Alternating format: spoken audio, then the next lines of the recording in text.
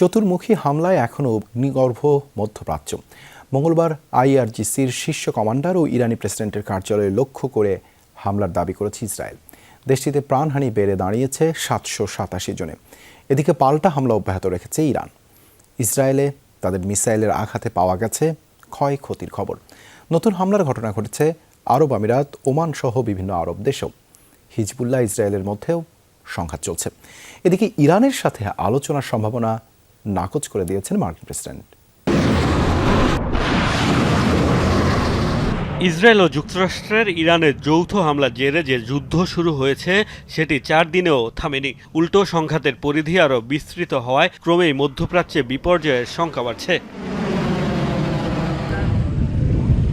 মঙ্গলবারও ইরান জুড়ে ভয়াবহ হামলা অব্যাহত রেখেছে ওয়াশিংটন, তেল আবিব।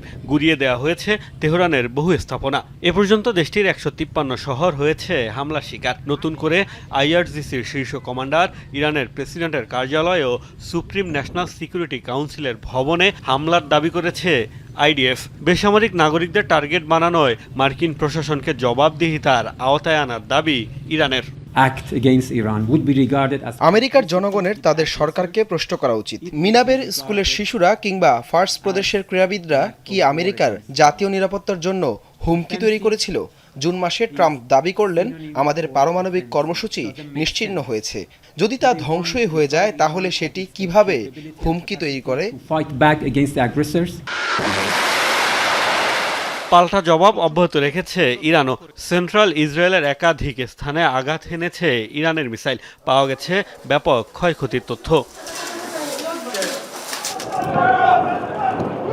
জেরুজালেমেও সতর্কতা সাইরেনের শব্দে মিসাইল হামলার আতঙ্কে বাংকারে ঢুকতে দেখা গেছে বাসিন্দাদের।